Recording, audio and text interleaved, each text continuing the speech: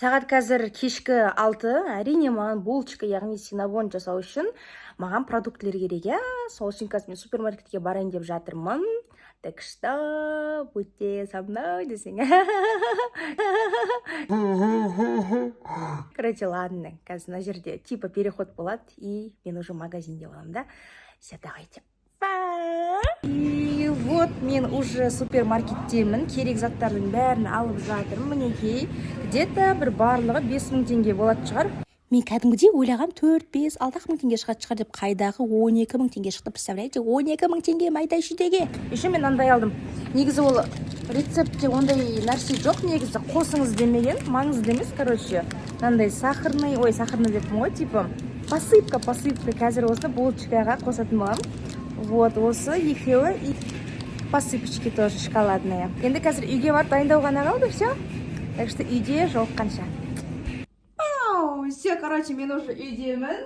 И наконец-то бастаймыз синабондарды. Керек заттардың барлығын мына столдың үстіне шығарып қойдым. Ең алдымен сүтке қант қосамыз, короче. Реклама болып қалар десең. Ой, ладно. Короче, менде елка әлі тұр, бірақ елкаға назар аудармай қойыңдар, просто жинауға қол тимей жатыр да.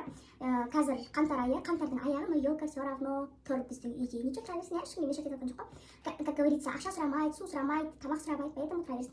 250 миллилитр деген, 250 миллилитрді қалай білем, оны қалай істейді? Вообще мен не соображаю, короче, что такое 250 миллилитр. Вообще миллилитр дегеннің не екенін мен дым да білмеймін. Поэтому барлығын, енді орыстар айтады ғой, на глаз деп ше, на глаз дейміз, короче, да? На глаз.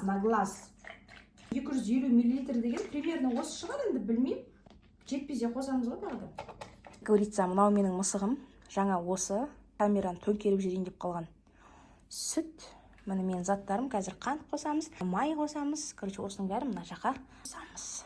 Жаңа ғана рецептін көріп алдым. Оказывается, мына сүтті жылытып алу керек екен. Ал менде сүт мұздай, поэтому микроволновкаға апарып, мына сүтті қазір жылытып аламыз. Сүт где-то 40 градус болу керек. Сәл болмағанда бүкіл рецептің бәрін құртып алайын деп қалдым. Құлап кетпесін. Негізі бар емес пе? Микроволновка дегені жаман қатты қорқам ше. Бір қасық қант қосамыз. Қантты қостым, енді дрожжды 50 миллилитр дедім ба, 50 грамм дедім ба, тоже вообще не разбираюсь я. Так, қайда дрожж? А, вот дрожж. Міне, дрожж менде осындай. Вообще, андай на глаз деп атырым ғой, то есть, вообще, андай грамм, миллиграмм, килограмм, грамм дегенді вообще білмеймін бар ғой, типа. Саған да қызық болып отырма, мен істеп жатқан затым. Сүт, қант и дрожж үшеуін осылай 15 минутқа қалдырып тұрамыз. Одан кейін дрожж, оказывается, былай көтерілу керек екен. Көп, андай жоғарға көтерілгеннен кейін уже оны қосамыз. Мука, вот. Мына кезде, оказывается, мен мысығымды қатты еркелетіп қойыппын, потому что мен дайындап қойған жаңағы сүт пен дрожжды мына мысығым барып ішіп қойыпты, қарасаңыздаршы, ужас. Ребята, мен жаңа ғана мына жерге дрожжды, қант, сүт қосып қойған, мынау барып соны ішіп қойыпты. Джонни, ты вообще нормальный. Джонни! Мен еді қайттан істеймін ананың бәрін. Қуасың ба, сен ішінде дрожж бар ғой, ауырасың. Сен бір дауыс шығып атып, ным деген суын ішіп атыр ма десем, оказывается, мынаны ішіп атыр екен ғой. Сондай болады енді, мысықтарың болса білен. Қайттан істейміз, мені новый ыдыс алып келдім, новый ыдысқа қайттан сүт пен қант, дрожж қосып, басынан істейміз енді. Дубль 2, если что. Вот. Болды, қайтадан барып сүтті жылытып келдім. Қайтадан қант қосамыз, қайтадан дрожж қосып, мынаны қайттан 15 минутқа қалдырып қоямыз. Көремін? Осы жолы бетін жауып қоямын, чтобы менің мысығым барып, мына сүтті ішіп қоймасын деп. Бетін жауып қойдым, енді 15 минуттан кейін келіп қамыр илейміз, короче. Келесі бізде жаңа мына ыдысты жуып келдім. Енді осыған ұн қосамыз, ұн, қант и кішкене тұз қосып араластырамыз. Чуть-чуть вот так. Ага. Ойбай, қират, сындыр десе. 3 қант, 2 щепотка соли. Так, осыны араластырып болғаннан кейін жаңағы біздің дрожжымыз бар еді ғой, я? Дрожж, қант, сүт, осыны ұнның қасына әкеліп осымен араластырамыз, короче. Дрожжи неге дайын болды, 15 минут тұрды. Прям дрожжидің иісі жаман қатты шығып жатыр, жаңағыдай қамырдың иісі. Прям осыны мына жаққа қосамыз бірге. Жөнибай, ана жаққа баратыр, енді мешать етпей тұр. Ең қиыны, по идее, қамырды жайып алу. Потом қамырды жайып болғаннан кейін уже бәрі нормально болады, оп-оңай болып кетеді. Так, келесі бізде жұмыртқа қосамыз делінген. Масло. Енді масло. Міне, май. Қазір қойдыңдар, мен ана рецептін көріп алайыншы, ютубтан, потом қайтадан келейін. Қазір бір минут. Все, көріп алдым. В общем, айтады ана рецептте айтады, мынаның барлығын араластырамыз дейді. Пока анандай жидкий, әдемі болам дегенше, пока араластыра береміз дейді. Араластырамыз.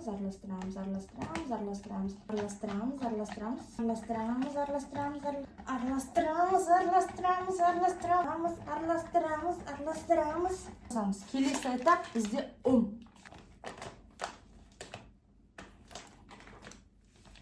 Қазір қойдыңдар. Рецептен қайттан көріп алайын, ана видеодан, я? Ары қарай не істейтін, потом қазір келем қайттан. Қазір бір минутта. Все, көріп келдім рецепте. Оказывается, мына жаққа ұн қосу керек и қамыр илейміз, короче. Все, қолымды вроде жақсылап жуып келдім, қолым тап-таза. Енді қамыр илейміз, короче. Қамыр илегенді вообще ұнатпаймын, вообще. Опа-на, десең онда қамыр вообще мягкий ғой, мягкий.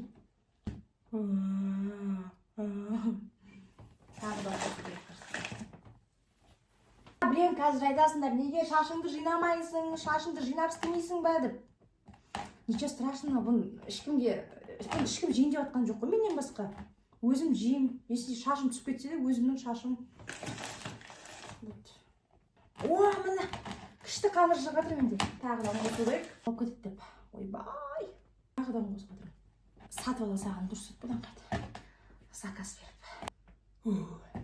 Вообще елестете алмаймын қалай, анандай басқа бір бар ғой, келіндер, әйелдер ше, күнде қамыр илеп, күнде бауырсақ бір бәле істеп жатады ғой. Как вы это делаете? Так сложно. Например, алдында пицца істеген кезде, о пиццаға мен дайын қамыр сатып алдым да, просто дайын қамырды аласың, істей саласың, все.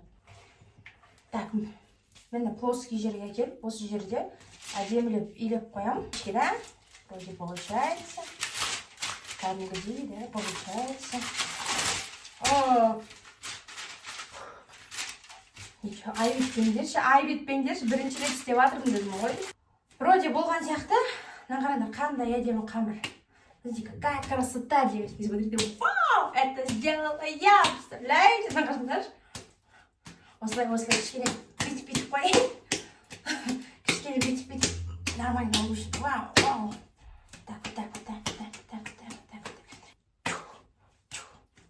Ух ты! Смотрите, какая красота, девочка, реально, это просто классно. Мына қамырды мен істедім, представляете? Мен істедім мына қамырды.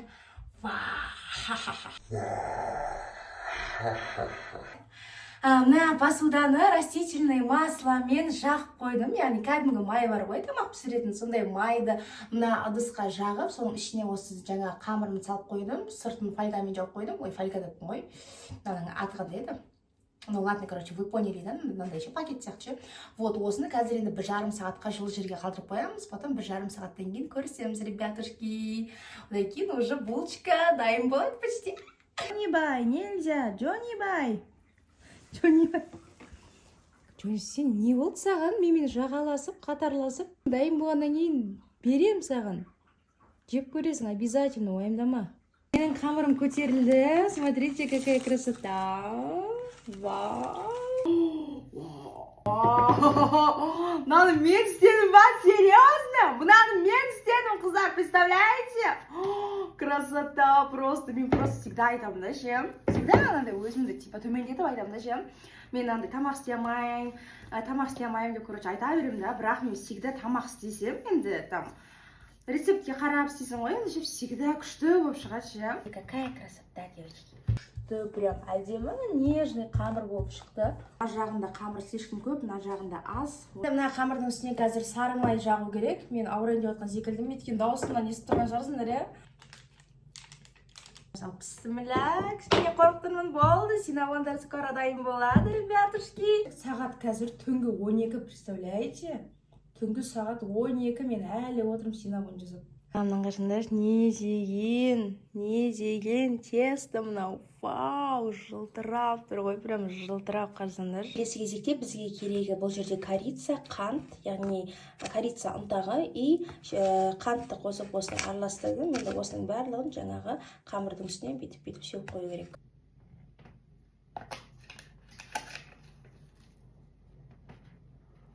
Енді ең қиын сәті бұл не деп сұрасаңдар, бұл мынадан рулет жасау. Енді мәселен жаңа видеода ана қыздың өзі айтқан тұр, что рулет қылып былай не қылып айналдыру қиын болады деп ше. Қазір көреміз енді. Ал бісміллә.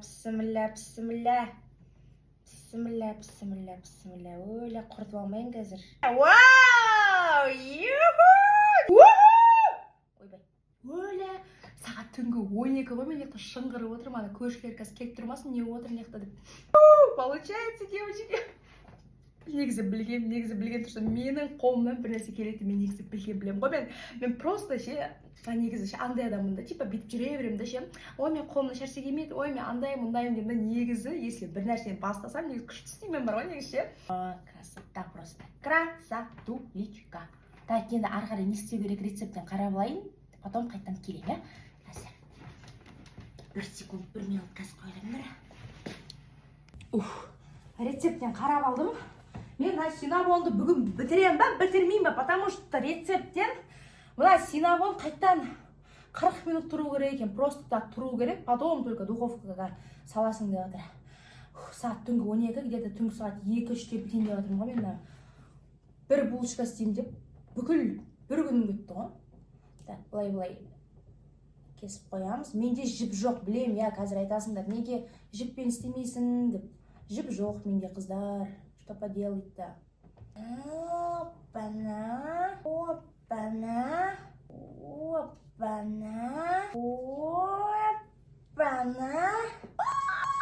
Какая красота, иіс деген мұрынды жарып жатыр ғана, нені корицаның иісі ше. Ойбай, ашылып жатыр ғой мыналар. Жабыс, өлі анау ашылып жатыр, қыздар, не істеймін? Мой в шоке, девочки. Қыздар, смотрите, мәзағат менің бірінші булочкаларым, менің өмірімде жасап жатқан бірінші булочкаларым. Вау, еще осыны идеально болып шыққан қарсаңдаршы. Бетін жауып қойдым, енді 40 минут күту керек, пока мынау демалам дегенше. Пока что кремін істейін жатырмын, яғни синабонның үстіне. Крем жағады ғой, ақ крем. Так, соған бізге сахарный пудра керек. Кстати, сахарный пудраны мен өмірімде бірінші рет ұстап тұрмын. Творожный сыр тоже аямаймыз. Қоса, кстати, бірақ ана рецептте айтқан не қосасыңдар деп андай. Ой, не қосасыңдар емес. Миксермен араластырасың деген. Менде миксер жоқ, не істеймін? Миксер жоқ, поэтому қолыммен араластырып жатырмын. Вот сары майды ертіп алып келдім. Жаққа қосамыз и осының бәрін енді араластырамыз. 40 минут өтті, енді мынаны алып барып, қазір духовкаға салып қоямын. 180 градусқа 20 минутта дайын болады. Жерде уже крем готов. Кремі дайын, еще мынандай не алған болатын. Смотрите, присыпка, там шоколадная присыпка, жанға қалдым еще, смотрите, осының бәрін қазір дайын болғаннан кейін салам.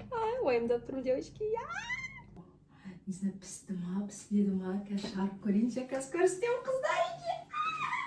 Ну что, идемте ко мне, мои красавицы. Идемте. Девочки, смотрите, что у меня получилось. У меня получилось, ребятушки. У меня получилось. Смотрите, какая красота. Красотища, но менің бір қорқып тұрған нәрсем, бұның іші пісті ма десеш. Бұның іші пісті ма, или піспей қалды ма? Девочки, это просто классно. Менің синабоным дайын. Қараңдар, өте әдемі болып шықты. Вау, негізі внешний вид өте күшті. сырты енді әдемі болған, ешнәрсе күймегендей. Қара, өздерің көріп тұрсыңдар ғой, иә? Вообще идеально, там посыпка бәрі идеально болып тұр. Енді дәмін көреміз. Енді жеп көрем. Да, піскен, іші піскен. Қанша рет айттым піскен деп.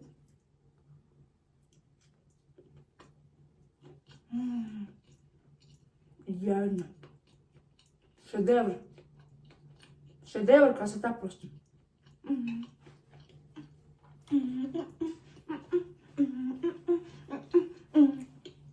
Өте дәмді шыққан, бірақ слишком тәтті сияқты. Или сондай болу керек па, или мен қантын көп қосып жүрдім ба, а так просто идеально. Очень вкусно, ребятушки, смотрите. Просто красота. Осы каналға подписаться етуді ұмытпаңдар, және де комментарий қалдыруды ұмытпаңдар. Мен бүкіл комментарийға жауап қайтаруға тырысамын. Так что все, всех люблю, всех обнимаю. Пока-пока. Результат өте керемет, өте әдемі, қараңдар. Деп мақтай берсеге болды. Өздерің де түсінген шығарсыңдар, иә?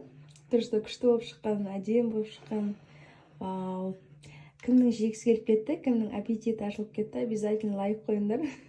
Аппетиттерің ашылып кетсе ше, тәтті нәрсе жегілерің кеп. Вот.